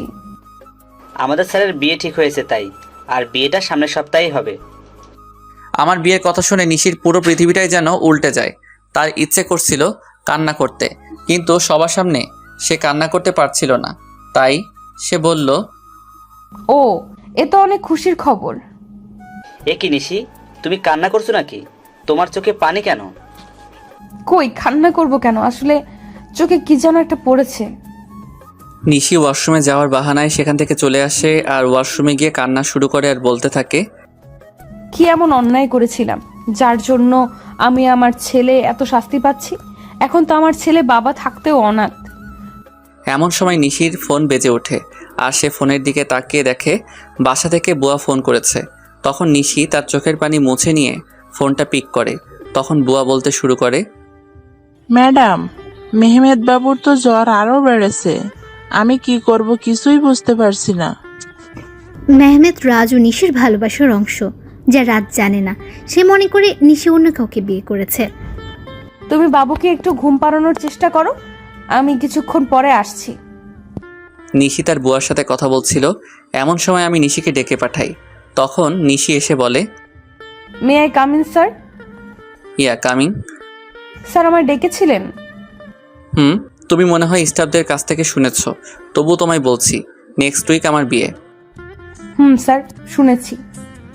কথাটি বলার সময় নিশির গলাটা ধরে আসছিল আর ওর চোখের কোণায় পানিও জমতে শুরু করেছিল, যা আমার চোখ এড়ায় নাই। আমি যাচ্ছি, আমার বিয়ের সকল অ্যারেঞ্জমেন্ট তুমি করো, যদি তোমার আপত্তি না থাকে। না স্যার, আমার কোনো আপত্তি নেই, আর আমি তো আপনার পিএ, এগুলো করা আমার কর্তব্য। তাহলে কাজে লেগে পড়ুন। আমাকে যত কষ্ট দিয়েছো তার চেয়ে বেশি কষ্ট আমি তোমায় দিব নিশি। হঠাৎ আমার ফোনটি বেজে ওঠে, দেখে আম্মু ফোন করেছে। তারপর আমি ফোন রিসিভ করি আর আম্মুর সাথে কথা বলা শেষ করে নিশিকে বলি, মিস নিশি, আমার সাথে চলুন। কোথায় স্যার? এত প্রশ্ন না করে চলুন তো। তারপর আমি আর নিশি অফিস থেকে বেরিয়ে আমার গাড়িতে গিয়ে বসি, আর তখন দেখি নিশি পেছনের সিটে গিয়ে বসছে। তাই আমি তাকে বলি, আমাকে দেখে কি আপনার ড্রাইভার মনে হয় নাকি? তা কেন মনে হবে? তাহলে তুমি পিছনে কেন বসছো? তারপর নিশি সামনের সিটে এসে বসলো আর আমি গাড়ি ড্রাইভ করা শুরু করলাম। কিছুক্ষণ পরে গাড়ি একটা রেস্টুরেন্টের পাশে দাঁড় করালাম আর নিশিকে বললাম, চলো ভেতরে। আমরা এখানে কেন আসলাম? আমি ওর প্রশ্নের জবাব না দিয়ে ভেতরে ঢুকে গেলাম আর পেছন ফিরে দেখি নিশিও আসছে। আমি রেস্টুরেন্টে ঢোকার পরে একটা মেয়ে এসে আমাকে জড়িয়ে ধরে আর আমিও নিশিকে দেখিয়ে মেয়েটিকে জড়িয়ে ধরি। আর নিশির দিকে তাকিয়ে দেখি ও এখনই কান্না করে দিবে এমন অবস্থা। তারপর আমি বলি, নিশি, এ হলো মায়া, আমার বাগদত্তা, আর মায়া এ হলো নিশি, আমার পিয়ে। আমার মুখে নিশি হয়তো পিয়ে শব্দটা আশা করেনি। আর মায়ার পরিচয় পাওয়ার পর নিশি এবার আর নিজের চোখের জল আটকে রাখতে পারে নাই, যার কারণে ওর চোখ থেকে অবাধ ধারায় জল পড়তে থাকে। আর আপনারা হয়তো ভাবছেন মায়া এখানে কেমন করে আসলো আর আমি বা ওকে কেমন করে চিনলাম, তাহলে শুনুন। আমি যখন অফিসে ছিলাম তখন আম্মু ফোন দেয় আর বলে মায়ার সাথে দেখা করার কথা। যদিও আমি প্রথম দিকে আম্মুকে নিষেধ করে দেই যে আমি মায়ার সাথে দেখা করব না, কিন্তু পরে আমার নিশির কথা মনে হয়, তার সাথে মনে হয় ওর ধোকা দেওয়ার কথা। তাই আমি মায়ের সাথে দেখা করতে রাজি হয়ে যাই আর আমার সাথে নিশিকেও নিয়ে আসি। তো গল্পে ফেরা যাক। মায়ার পরিচয় দেওয়ার পর আমি নিশির দিকে তাকাই, তখন দেখি নিশির চোখ দিয়ে জল গড়িয়ে পড়ছে। কেন জানি নিশির চোখের জল আমার সহ্য হচ্ছিল না, তাই আমি ওকে বলি, নিশি are you okay? Yes sir. তাহলে তোমার চোখে জল কেন? কই না তো, আসলে স্যার প্রচুর গরম পড়েছে তো তাই এমন মনে হচ্ছে। স্যার আপনারা বসুন, আমি ওয়াশরুম থেকে ফ্রেশ হয়ে আসছি। তারপর নিশি ওয়াশরুমে চলে যায়। ওয়াশরুমে গিয়ে নিশি জোরে কান্না করতে থাকে, কিন্তু তার এই কান্না দেখার কোনো মানুষ সেখানে উপস্থিত ছিল না, তাই হয়তো সে কান্না করতে পারছিল। নিশি কান্না জড়িত কণ্ঠে বলছিল, হে আল্লাহ, আমার সাথেই কেন এরকম হয়? ভালোই তো ছিলাম আমি ওকে ছাড়া, তবুও কেন ওকে আবার আমার জীবনে ফিরিয়ে আনলে? যখন আনলে তাহলে সে অন্য কারো হয়ে যাচ্ছে। আমি আর আমার বাচ্চা তো ভালোই ছিলাম ওকে ছাড়া, তবু কেন এমনটা হচ্ছে? আমার বাচ্চা কি কোনোদিন তার বাবার পরিচয় আর আদর পাবে না? কিন্তু নিশি কোনোভাবেই নিজের কান্না থামাতে পারে না। কিন্তু সে তার বাচ্চার কথা ভেবেই নিজেকে শক্ত করে আর বোঝায় তার বাবুর জন্য হলেও নিজেকে শক্ত রাখতে হবে। প্রায় আধা ঘন্টা পরেই নিশি ওয়াশরুম থেকে বের হলো আর রাজ তার চেহারা দেখে রীতিমতো ভয় পেয়ে গেল, কারণ তার চোখগুলো লাল হয়ে আছে, তার সাথে ফুলেও গেছে। আর মানে নিশি এতক্ষণ কান্না করছিল, কিন্তু নিশির কান্না করার তো কোনো কারণ এখানে নেই। তবুও সে কেন কান্না করছিল আমি কিছুই বুঝতে পারছিলাম না। তখন নিশি আমাদের কাছে আসলো আর চেয়ারে বসে পড়লো। আর আমি রেস্টুরেন্টের একজন স্টাফকে ডেকে খাবার অর্ডার করলাম। কিছুক্ষণ পর খাবার আসলো। আমি নিশিকে দেখানোর জন্য মায়াকে নিজের সাথে খাইয়ে দিচ্ছিলাম। আর এটা দেখে নিশি আর ঠিক থাকতে পারলো না, তার চোখগুলো আবার জলে ভরে গিয়েছিল। তাই সে এগুলো আড়াল করার জন্য বলল, স্যার আমার এখন যেতে হবে, এমনিতেও আমার অফিস টাইম শেষ হয়ে গেছে। তুমি তো কিছুই খেলে না, খাওয়া শেষ করে তারপর যাও। না স্যার, এখন আর খাইতে মন চাইছে না। ওকে তাহলে যাও। আর কাল থেকে আমার বিয়ের এঙ্গেজমেন্টের সকল কাজ শুরু করে দিও। যদি কারো সাহায্য প্রয়োজন হয় তাহলে আমাকে বইলো। ঠিক আছে স্যার, আমি এখন আসি। তারপর নিশি চলে যায় আর আমিও মায়া কিছু গল্প করতে থাকি। যদিও মায়ের সাথে কথা বলার কোনো ইচ্ছা আমার নেই, তাও আম্মুর কথা ভেবে বলছিলাম। অন্যদিকে নিশি বাড়িতে গিয়ে নিজের ছেলেকে জড়িয়ে ধরে কান্না শুরু করে দেয় আর বলতে থাকে, তোর বাবা খুব পচা, আমাকে একটুও বিশ্বাস করে না, এমনি তোকেও ভালোবাসে না, তাই তো আজ অন্য একটা মেয়েকে নিজের হাতে খাইয়ে দিচ্ছিল। কিন্তু একদিন আমাকে বলেছিল আমাকে ছাড়া আর অন্য কোনো মেয়েকে সে টাচ করবে না। এসব কথা বলছিল আর কান্না করছিল। একসময় কান্না করতে করতে নিশি ঘুমিয়ে পড়ল। আমি আর মায়া কিছুক্ষণ গল্প করার পরে রেস্টুরেন্ট থেকে বের হয়ে আসি আর মায়া তার গাড়িতে করে বাসায় চলে যায়। আমি যখনই নিজের গাড়িতে উঠতে যাব তখনই কেউ আমার নাম ধরে ডাক দেয়। পেছন ফিরে দেখি নিশির বেস্ট ফ্রেন্ড মিম। তাই আমি তাকে বলি, কেমন আছো মিম, আর দেশে কবে ফিরলে? আসলে মিম দেশের বাইরে থাকতো। ভালো আছি ভাইয়া, আর কিছুদিন হলো দেশে ফিরেছি। নিশি কেমন আছে? আর ওকে আমি ফোন দিই কিন্তু ওর ফোনটা বন্ধ দেখায় কেন? নিশি কেমন আছে সেটা নিশি হয়তো ভালো জানে। আপনার কথার মানে বুঝলাম না। আর নিশি তো আপনার স্ত্রী, তাহলে কেমন সেটা আপনি জানবেন না কেন? নিশি আমার স্ত্রী ছিল কিন্তু এখন নেই। কি বলছেন এইগুলো? আমি তো কিছুই বুঝতে পারছি না। এখানে না বোঝার তো কিছুই নেই, মানে আমি আর নিশি আলাদা হয়ে গেছি। কিন্তু কেন? আপনারা দুইজন দুজনাকে তো ভালোবাসতেন। শুনতে চাও কেন? তাহলে শোনো। তারপর আমি 1 বছর আগের সকল ঘটনা মিমকে বলি আর ওই ছবিগুলো মিমকে দেখাই। আর মিম এগুলো দেখে আমায় যে কথা বলে সেগুলো শুনে আমার পুরো শরীরটা কাঁপতে থাকে। আমি কিভাবে এমনটা করতে পারলাম এগুলো ভেবেই কান্না চলে আসে আমার। আর মিম আমায় যে কথাগুলি বলে তা হলো, আপনি কি জানেন ছেলেটা কে? ছেলেটার নাম সাজিদ এবং নিশি আর সাজিদ একে অপরকে ভালোবাসে।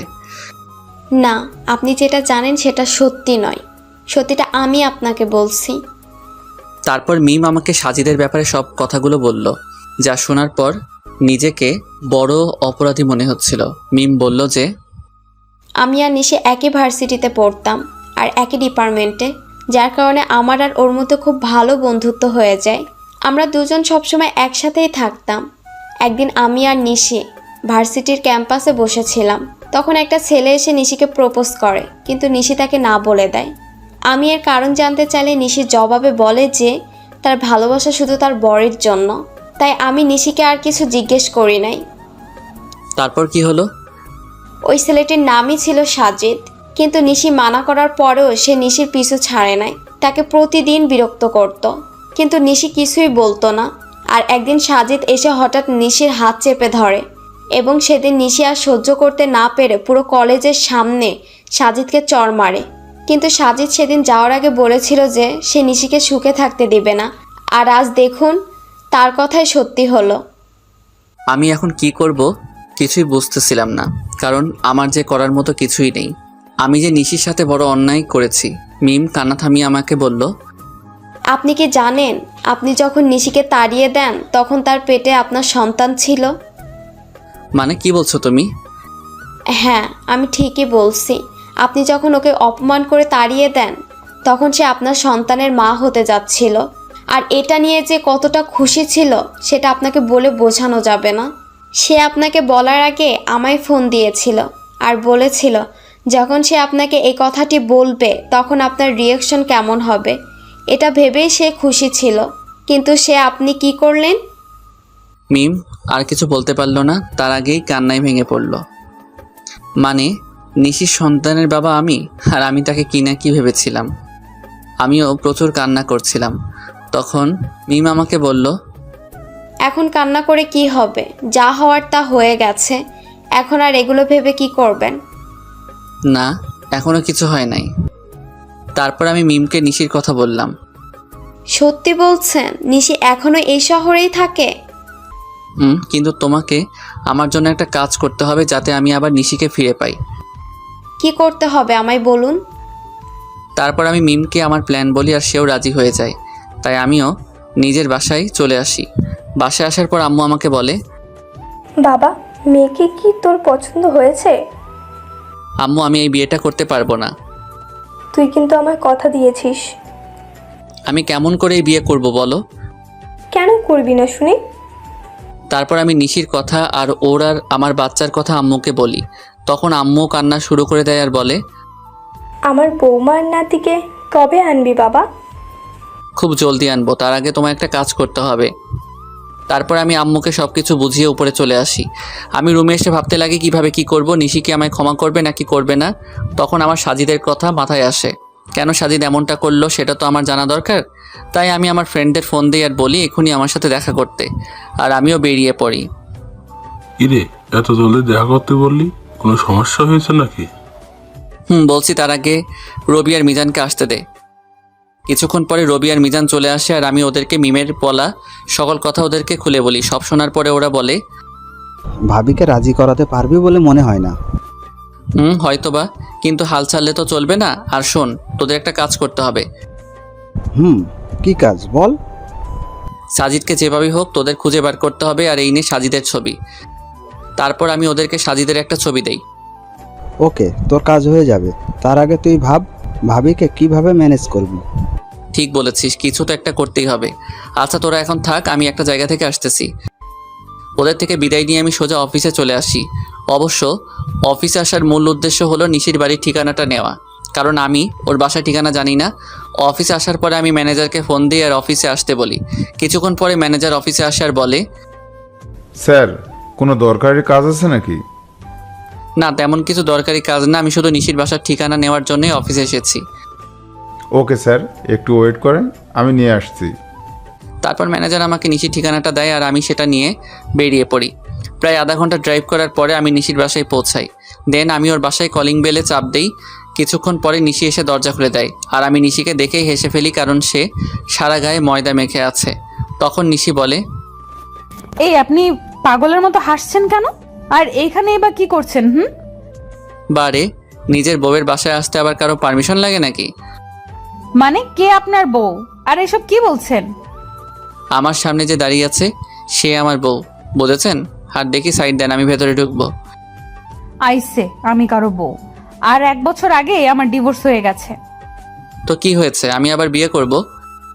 কথা বলতে বলতে বাড়ির ভিতরে ঢুকে যায় আর তখনই দেখি একটা ফুটফুটে বাবু শুয়ে আছে। হয়তো এটাই আমার বাবু হবে। ওকে দেখার সাথে সাথে আমার চোখ দিয়ে পানি বেরিয়ে আসে।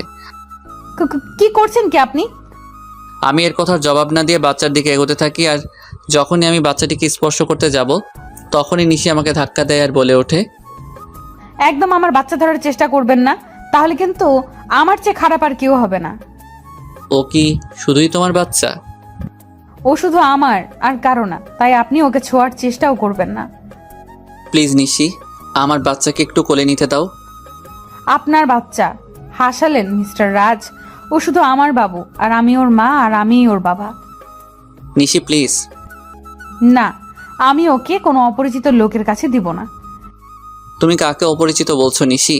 তুমি জানো না আমি ওর কে হই? না, জানি না, আর জানতেও চাই না। তাই ভালোই ভালোই বলছি, এখান থেকে চলে যান, নয়তো আমার থেকে খারাপ আর কেউ হবে না। তুমি মানো নাকি না মানো, আমি ওর বাবাই, আর এটাই সত্যি। বাবা, তাই না? এই বাবার অর্থটার মানে আপনি জানেন? যে নিজের স্ত্রীকে বিলিভ না করে অন্য লোকের কথা শুনে নিজের অন্তঃসত্ত্বা স্ত্রীকে বাড়ি থেকে বাইর করে দেয়, তার কোনো বাবা হওয়ার যোগ্যতা নেই। বুঝেছেন আপনি? নিশ্চয় আমি মানছি আমি ভুল করেছি, তাই বলে কি তুমি আমাকে আমার বাচ্চা থেকে আলাদা করে দেবে? আপনি আর একবারও ওকে নিজের বাচ্চা বলবেন না। এই 1 বছর আমি ওর বাবা মা দুটোই ছিলাম, আর ভবিষ্যতেও থাকতে পারবো। প্লিজ নিশি, আমাকে ক্ষমা করে দাও, এরকম ভুল আমি আর কোনোদিন করব না। এই বলে আমি ওকে নিজের বুকের মাঝে টেনে নেই। নিশি কিছুক্ষণ আমার বুকের মাঝে থেকে পরক্ষণে নিজেকে ছাড়িয়ে নেয় আর বলে, হো, বুঝেছি আপনি কেন এখানে এসেছেন। আপনি আমার শরীরটা ভোগ করতে চান, এই তো? এর আগেও একবার করেছিলেন, তাই না? ওকে, আমি নিজেই আমার সব বিলিয়ে দিচ্ছি, তবুও আপনি আমার আর আমার সন্তানের মাঝে আসবেন না। বলেই নিজের শাড়ির আঁচল নিচে ফেলে দিল আর বলল, নিন, শুরু করুন। আমি এবার নিজের রাগকে কন্ট্রোল করতে না পেরে নিশির গালে জোরে একটা চড় মারি আর বলি, তুমি এমনটা ভাবলে কি করে নিশি? তুমি আজ পর্যন্ত এই চিনলে? ঠিক আছে, তুমি যখন বলছো তবে আমি তোমাদের জীবন থেকে অনেক দূরে চলে যাব। তার আগে প্লিজ একবার আমার ছেলেকে আমার কোলে দাও। নিশি কিছুক্ষণ কি যেন একটা ভাবলো, তারপর বলল, শুধু একবার, তার বেশি নয়। তারপর আমি আমার ছেলেকে কোলে তুলে নিলাম, আর ওকে কোলে নেওয়ার পর যেন মনে হলো পুরো পৃথিবীর সুখ আমার কোলের মাঝে আবদ্ধ হয়েছে। কিন্তু এটা বেশি সময় স্থায়ী হলো না। নিশি আমার কোল থেকে বাচ্চাকে কেড়ে নিয়ে বলল, এবার যান, আর কোনোদিন এখানে আসবেন না। আমি কিছু বললাম না, শুধু বললাম নিজেরও বাবুর খেয়াল রেখো। তারপর সেখান থেকে চলে আসলাম। নিশির বাসা থেকে বের হয়ে রাস্তায় আসলাম আর ভাবতে লাগলাম, নিশি আমাকে এতটুকু বিশ্বাস করে না। ও কেমন করে ভাবতে পারলো যে আমি ওর শরীরকে, না, নিশির সামনে আমি আর কোনোদিন যাব না। নিশিও তো এটাই চাই। তবে তাই হোক। এমন সময় রবির ফোন আসে আর ও বলে, কিরে রাজ, কোথায় আছিস? তোকে সেই কখন থেকে ফোন দিয়ে যাচ্ছি। তুই আমার অফিসে এক্ষুনি আয়, আর সাথে করে একজন উকিলকেও নিয়ে আসিস। আমি না হয় আসবো, তবে উকিলকে কেন নিয়ে আসবো তাই তো বলবি। এত কথা না বলে তোকে যা বলছি তুই তাই কর। এই বলে আমি ফোন কেটে দেই আর নিজের অফিসে চলে আসি। কিছুক্ষণ পরে রবি আর উকিল আসে, তখন আমি বলি, উকিল সাহেব, আমি একটা উইল করতে চাই। বলুন, কিসের উইল করবেন? আমি এই কোম্পানির অর্ধেক আমার ছেলে আর বাকি অর্ধেক আমার স্ত্রীর নামে করে দিতে চাই, আর সেটা আজ রাতের মধ্যেই। কি বলছিস কি এসব? তোর মাথাটা কি ঠিক আছে? আমি ঠিক বলছি, আর আমার মাথাও ঠিক আছে। যেহেতু আমার আব্বুর আলাদা কোম্পানি আছে, তাই কোনো প্রবলেম নাই। ওকে, আপনি যখন বলছেন তখন তাই হোক। তারপর উকিল সাহেব সকল ফর্মালিটি পূরণ করে দেয়, আর আমি ম্যানেজারকে ফোন করে বলে দেই যে নিশি এখন থেকে এই কোম্পানির মালিক। তারপর আমি রবিকে বলি, রবি আমার জন্য যত তাড়াতাড়ি পারিস একটা লন্ডনের ফ্লাইটের টিকিট বুক করে দে, আর সেটা আজ রাতের মধ্যে হলেই ভালো হয়। মানে তুই লন্ডনের টিকিট কি করবি? আমি এদেশে আর থাকবো না, তাই লন্ডনে যাব। কিন্তু কোনো কিন্তু নয়, আর হ্যাঁ, কেউ যেন জানতে না পারে আমি কোথায় আছি। তুই কাউকে বলবি, এটা আমার কসম। ঠিক আছে। তারপর রবি একটা টিকিটের ব্যবস্থা করে দেয় আর আমাকে এয়ারপোর্টে থুতেও যায় আর বলে, ওখানে পৌঁছে আমাকে ফোন দিবি, আর আমার সাথে যোগাযোগ বন্ধ করবি না কিন্তু। করব। এবার আমি ওকে জড়িয়ে ধরে কান্না করতে থাকি। কিছুক্ষণ পরে আমার ফ্লাইট, তাই আমি প্লেনে গিয়ে বসি, আর প্লেনও টেক অফ করে। যেহেতু আমি লন্ডন থেকে লেখাপড়া শেষ করেছি, তাই এখানে আমার অনেক ফ্রেন্ডই আছে, তাই আমি সেখানে পৌঁছে আমার এক ফ্রেন্ডকে কল দিই, আর সে আমাকে এয়ারপোর্ট থেকে পিক করে নিয়ে যায়। আমার ফ্রেন্ডের লন্ডনে একটা কোম্পানি আছে, তাই সে আমাকে সেখানে কাজ দেয়। আমি লন্ডনে এসেছি 2 দিন হলো, এর মধ্যে শুধু রবির সাথে কথা হয়েছে। অন্যদিকে নিশি প্রায় 2 দিন হলো অফিসে যায় না, আর সে একদিন বিকেলে তার ছেলেকে নিয়ে বাইরে ঘুরতে বের হয়, আর তখনই তার মিমের সাথে দেখা হয়। আর মিম নিশিকে দেখা মাত্র জড়িয়ে ধরে কান্না শুরু করে দেয়। এভাবে কিছুক্ষণ দুজন কান্না করতে থাকে। তারপর মিম নিশির কোলে বাবু দেখে বলল, এটাই বুঝি আমার পুস্কু? রে, দেখতে তো একেবারে ওর বাবার মতো হয়েছে। প্লিজ মিম, ওর নামটা আর বলবি না। কেন রে? তুই কিছুই জানিস না ও আমার সাথে কি করেছে। আমি সব জানি, রাজ ভাই আমাকে সব বলেছে। তারপর মিম নিশুকে সব সেদিনকার কথা খুলে বলল। সব কথা শুনে নিশিও কান্না শুরু করে দেয় আর বলে, আমি কিভাবে পারলাম ওর সাথে খারাপ ব্যবহার করতে? তাহলে কি সেদিন ও এই কথাটাই বলতে এসেছিল? তুই কি বলছিস? আমি কিছুই বুঝতে পারছি না। কাইন্ডলি একটু পরিষ্কার করে বলবি যে কার সাথে খারাপ ব্যবহার করেছিস? বলছি। তারপর নিশু সেদিন ঘটে যাওয়া ওর আর রাজের সকল ঘটনাগুলো বলে। সব কথা শোনার পরে মিম বলে, যা হওয়ার হয়ে গেছে, তুই কালকে গিয়ে রাজ ভাইয়ের কাছে মাপ চাইবি। ওকে আমায় মাফ করবে? অবশ্যই করবে। আর এখন বাড়িতে যা, কাল দেখা হচ্ছে। তারপর নিশি ও তার ছেলে বাড়িতে চলে আসে। বাড়িতে আসার পর থেকে নিশি অনেকটা খুশি, কারণ ভালোবাসার মানুষকে ফিরে পাওয়া। নিশি ভাবতে শুরু করে দিয়েছে কালকে কি হবে, কিন্তু নিশি হয়তো এটা জানে না যে কালকে তার জন্য কি অপেক্ষা করছে। পরের দিন সকালে নিশি একদম রাজের পছন্দ মতো সাজলো। নীল শাড়ি, নীল চুড়ি, হালকা মেকআপ, কিন্তু ঠোঁটে কোনো প্রকার লিপস্টিক দেয়নি, কারণ রাজ লিপস্টিক দেওয়া পছন্দ করে না। সাজগোজ শেষে নিশি নিজেকে নিজেই দেখে লজ্জা পাচ্ছে, কারণ আজ প্রায় 1 বছর পরে ও এরকমভাবে সাজলো। কিছুক্ষণ নিজেকে আয়নে দেখার পরেই নিশি অফিসের উদ্দেশ্যে রওনা দেয়। অফিসে পৌঁছে নিশি অবাক হয়ে যায়, কারণ সবাই নিশিকে সালাম দিচ্ছে, কিন্তু এসব নিয়ে নিশির কোনো মাথা ব্যথা নেই। সে শুধু তার প্রিয় মানুষটির অপেক্ষা করতে লাগলো। নিশি অফিসে এসেছে প্রায় ঘন্টাখানেক হলো, কিন্তু এখনও রাজ আসেনি। তাই এবার নিশির বেশ চিন্তা হচ্ছে। তাই সে ম্যানেজারের কাছে যায় আর বলল, আচ্ছা, এখনো রাজ অফিসে আসে নাই কেন? রাজ স্যার তো গত 3 দিন ধরে অফিসে আসছে না ম্যাম। মানে অফিসে আসে না কেন? আর আপনি আমাকে ম্যাম কেন বলছেন? অফিসের বসকে ম্যাম বলবো না তো আর কি বলবো? কি বলছেন এসব? আর কে অফিসের বস? আপনি আমাদের অফিসের নতুন বস, আর এই অফিসটা আপনার ও আপনার ছেলের নামে রাজ স্যার লিখে দিয়ে গেছেন। মানে লিখে দিয়ে গেছে? কোথায় গেছে উনি? সেটা তো আমি জানি না, আর গত 3 দিন ধরে ওনার ফোনটাও বন্ধ দেখাচ্ছে। কি বলছেন এগুলো? ওনার ফোন বন্ধ দেখাচ্ছে মানে? আমি ঠিক বলছি। তারপর ম্যানেজার চলে গেল। ম্যানেজারের কথা শুনে নিশি ধপাস করে চেয়ারে বসে পড়লো আর ভাবতে লাগলো, তাহলে কে আবার রাজকে হারিয়ে ফেললো? না, এ হতে পারে না, রাজকে কিছুতেই হারাতে দেবে না সে। তারপর নিশি অফিস থেকে বের হয়ে গেল আর ওর বাসায় চলে গেল। বাসায় গিয়ে নিজের ছেলেকে নিয়ে রাজের বাসায় চলে আসলো। আর যেহেতু রাজের মা জানে যে নিশি আর রাজ একটা ছেলে আছে তাদের, তাই তিনি নিশিকে দেখা মাত্র কাছে টেনে নেন আর বললেন, কোথায় ছিলি মা এতদিন? আমাদের কথা কি একবারও মনে পড়েনি? মা, মনে তো অনেক পড়েছে, কিন্তু আসার অধিকারটা ছিল না। হয়েছে, আর বলতে হবে না। আর এটাই কি আমার দাদু ভাই? আম্মু। তারপর সবাই মেহমতকে নিয়ে ব্যস্ত হয়ে পড়লো। কিছুক্ষণ পর নিশি বলে, আম্মু, তোমার ছেলে কই গো? ও আমাকে অনেক জ্বালিয়েছে, আজ তার বদলা নেব।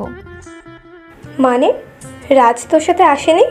সে তো বলেছিল তোকে নিয়ে বাসায় আসবে, তাই আমি ওকে কোনো ফোন দিইনি। ও 3 দিন ধরে আমার সাথে দেখাই করে নাই, আর অফিসেও যায় নাই, তাই আমি মনে করলাম যে ও বাসায় আছে। এখন রাজের আম্মু কান্না করছে। তারা সবাই ভাবছে যে রাজ কোথায় গেল।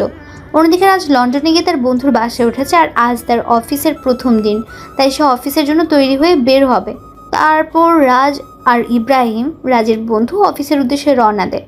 অফিসে পৌঁছে রাজ অবাক না হয়ে পারল না, কারণ আমাদের অফিসের বস হলো নীলা। সে আমাকে দেখা মাত্র আমায় এসে জড়িয়ে ধরে আর বলে, আরে রাজ, কেমন আছো তুমি? আলহামদুলিল্লাহ, ভালোই আছি। তুমি কেমন আছো? ভালো ছিলাম না, কিন্তু এখন থাকবো। মানে তুমি কি বললে বুঝতে পারলাম না। আমি বললাম যে আমিও ভালো আছি। তা আঙ্কেল আন্টি কেমন আছে? তারাও ভালোই আছে, যদিও আমি জানি না যে তারা কেমন আছে।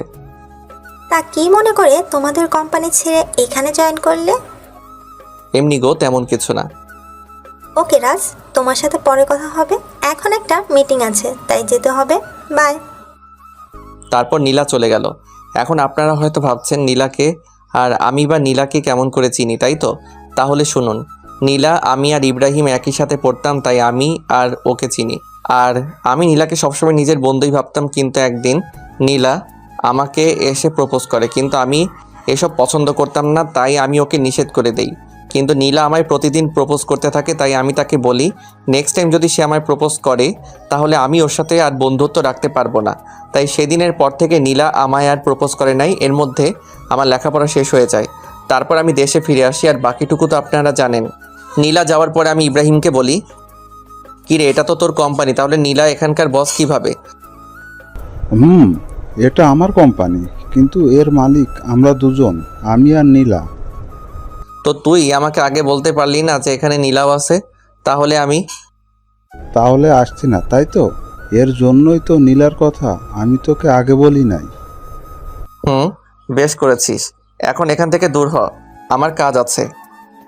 তারপর আমি কাজ করতে শুরু করলাম। বিকালের আগে আমার সব কাজ শেষ হয়ে যায়, তাই আমি একটু অফিসের চারপাশটা ভালো করে ঘুরে দেখছিলাম। তখন পেছন থেকে কেউ আমার কাঁধে হাত রাখে। আমি তখন পেছনে ফিরে দেখি নীলা দাঁড়িয়ে আছে। এখানে দাঁড়িয়ে কি করছো রাজ? কিছু না, শুধু চারপাশের প্রকৃতি দেখছিলাম। ওহ, চলো আজ আমি আর তুমি দুজন একসাথে ডিনার করব।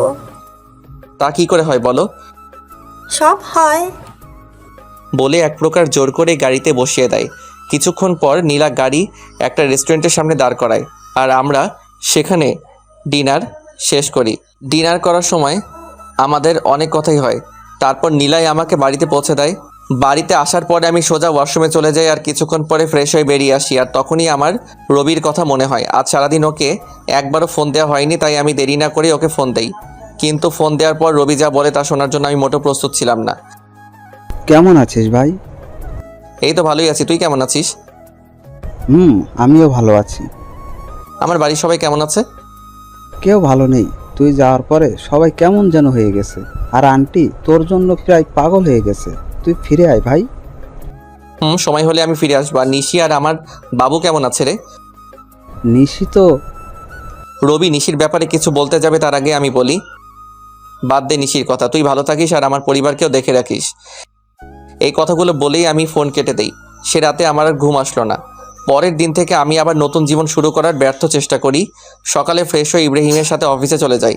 আর অফিসে পৌঁছে নীলা বলে, রাজ কেমন আছো? এই তো ভালো, তুমি কেমন আছো নীলা? আমিও ভালো আছি। কাজের চাপ বেশি দেয়নি তো তোমায়? আরে না, এতটুকু কাজ করার অভ্যাস আমার আছে। ও আচ্ছা, তোমার কাজ শেষ হলে আমি আর তুমি এক জায়গায় যাব, কেমন? সেটা না হয় যাবো, কিন্তু যাবেটা কোথায়? সেটা গেলেই দেখতে পারবে। আমিও আর বেশি না ভেবে কাজে মন দিলাম। আর কাজ করতে করতে কখন বিকেল হয়ে গেছে জানতেই পারি নাই। তখন হঠাৎ নীলা এসে বলল, কি গো, তোমার হলো? আর একটু আছে, তুমি দাঁড়াও। আমি আর দাঁড়াতে পারছি না, তুমি আমার সাথে চলো, আমি এই কাজটা অন্য কাউকে দিয়ে করাচ্ছি। বলে নীলা আমার কাজটা একজনকে দিয়ে আমাকে জোর করে বাইরে নিয়ে আসে। আমাকে বাইরে নিয়ে আসার পর নীলা বলে, তুমি গাড়িতে বসো, আমি আসছি। তারপর নীলা আবার অফিসের মধ্যে চলে যায়, আর আমি গাড়িতে উঠে বসি। কিছুক্ষণ পরে নীলা বের হয়ে আসে আর গাড়িতে উঠে গাড়ি ড্রাইভ করে।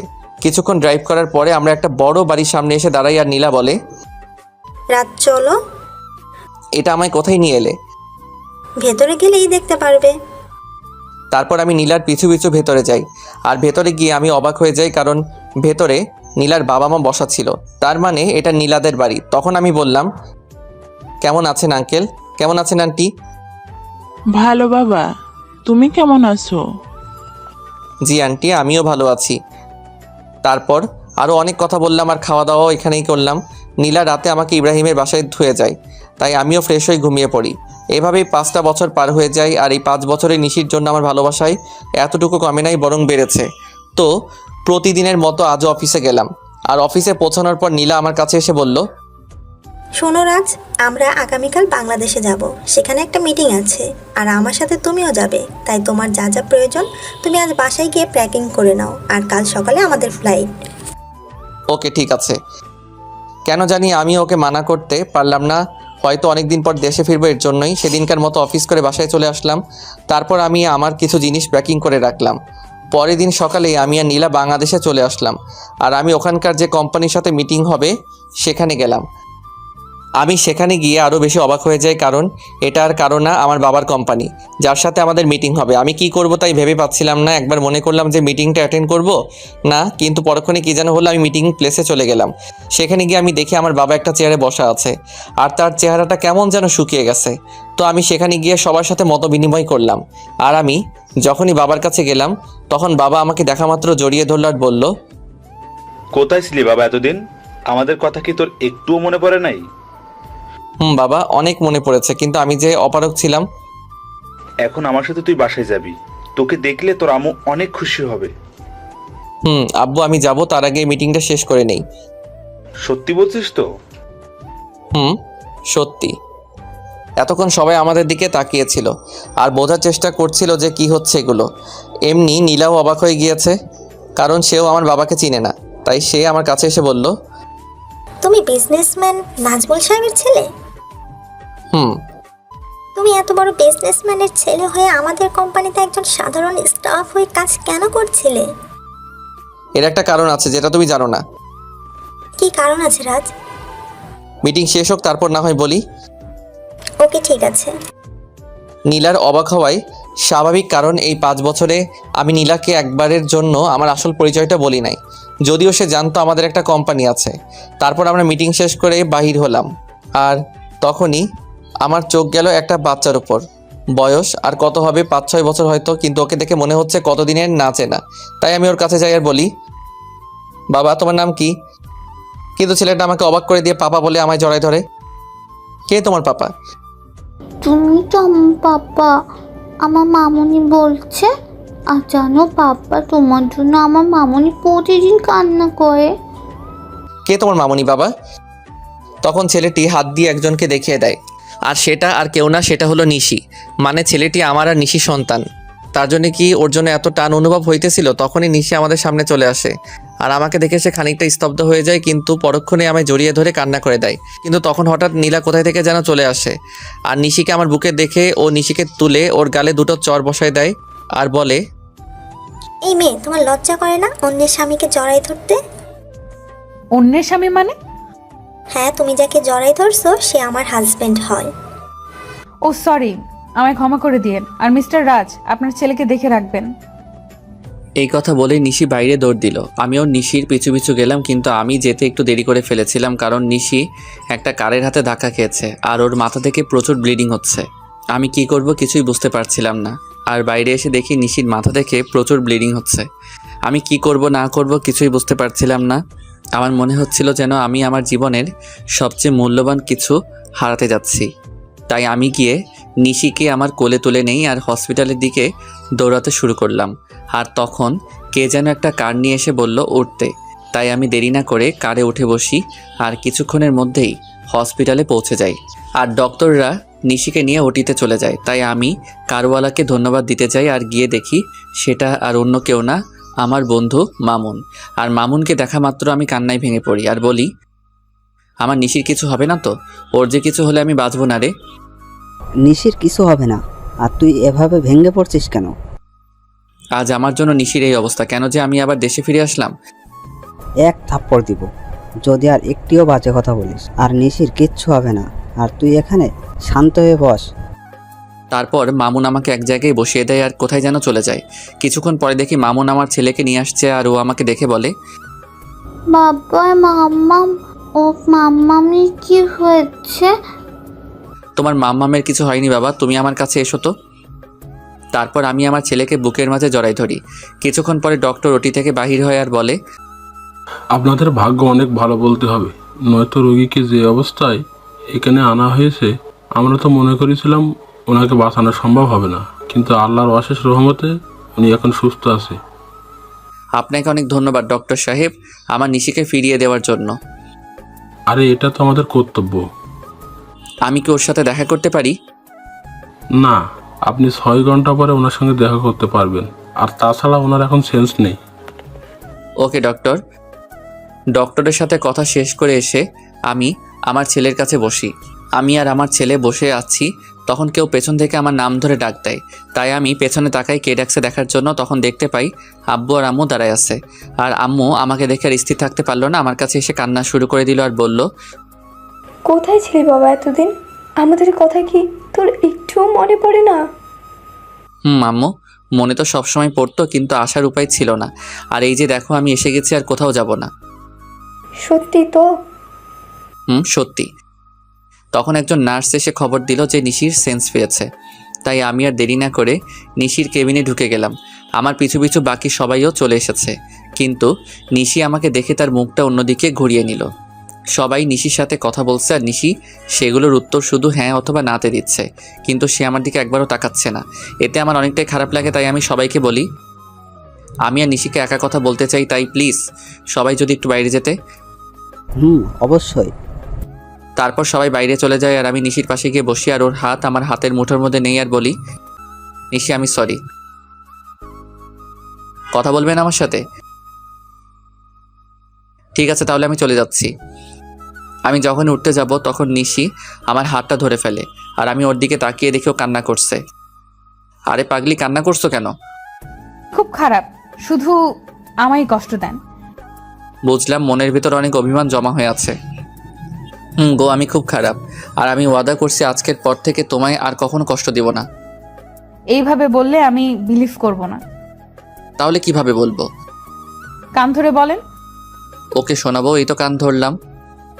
ওই ফাজিল, আমি কি আমার কান ধরতে বলেছি নাকি? তো কি হলো? আর ছেড়ে যাবে না তো? কখনো না। পাগলিটাও আমার বুকের মধ্যে মিশে গেল। ঠিক তখনই নীলা কেবিনে আসলো আর নিশি নীলাকে দেখা মাত্র আমাকে আরো শক্ত করে জড়িয়ে ধরলো। ওর মতে ও যদি আমায় ছেড়ে দিলেই হারিয়ে যাব। ভয় পেও না নিশি, আমি তো শুধু ক্ষমা চাইতে এসেছি। আসলে আমি জানতাম না যে রাজ তোমার কে হয়, তাই ওই কথাগুলো বলে ফেলেছিলাম। It's okay. Thank you Nishi, and goodbye. বলে নীলা চলে যায়। তখন আমি নিশিকে বলি, বাবু তুমি এখন রেস্ট নাও, তুমি এখন অনেকটাই উইক। তারপর নিশি আমার হাতটা ধরে বাচ্চাদের মতো ঘুমিয়ে পড়ে। প্রায় 15 দিন পর নিশিকে রিলিজ দেওয়া হয় আর নিশির পুরোপুরি সুস্থ হতে প্রায় 1 মাস সময় লাগে। আর এই 1 মাস কেটেছে নিশির সাথে দুষ্টমি করতে করতে। একদিন রাতে আমি আর নিশি ছাদে বসেছিলাম, তখন নিশির কী যেন মনে হলো আর সে আমার কোলের উপরে উঠে এসে বসলো আর আমার গাল জড়ায় ধরে বলল, আমার একটা ফুটফুটে মেয়ে চাই, দিবেন? দিব। ও আমি ওর ঘাড়ে আমার নাক ডুবিয়ে গন্ধ নিচ্ছি আর কথাগুলো বলছিলাম, কেমন যেন নেশা ধরানো গন্ধ। তখন নিশি হঠাৎ করে ওর দুহাত দিয়ে আমার মাথা উঁচু করে ওর ঠোঁট আর আমার ঠোঁট এক করে দেয় আর পাগলের মতো চুষতে থাকে। নিশির এমন কাজ দেখে আমি খানিকটা অবাক হলেও পরক্ষণেই নিজেকে সামলে নেই আর ওর কোমরটা জড়িয়ে ধরে নিজের দিকে টেনে আনি আর ওর ঠোঁট চুষতে থাকি। এইভাবে প্রায় 10 মিনিট ছিলাম। তারপর আমি নিশির পাজাখোলা করে তুলে নিয়ে রুমের মধ্যে আসি আর পা দিয়ে দরজাটা লাগিয়ে দিই। তারপর নিশিকে বিছানায় শুয়ে দিয়ে নিজের শার্টের বোতামগুলো খুলি আর শার্টটা দূরে ছুঁড়ে বাড়ি। তারপর নিশির ওপরে উঠে ওর ঘাড়সহ সারা শরীরে কিস করি, সাথে হালকা কামড় দেই। ফলে নিশি হালকা চিৎকার করছিল। তারপর আমি আস্তে আস্তে নিশির ব্লাউজের হুক খুলি আর নিশি আবেশে আমাকে জড়ায় ধরে। তারপর আর কমুনা, সবাই নিজে থেকেই বুঝে নেন গা।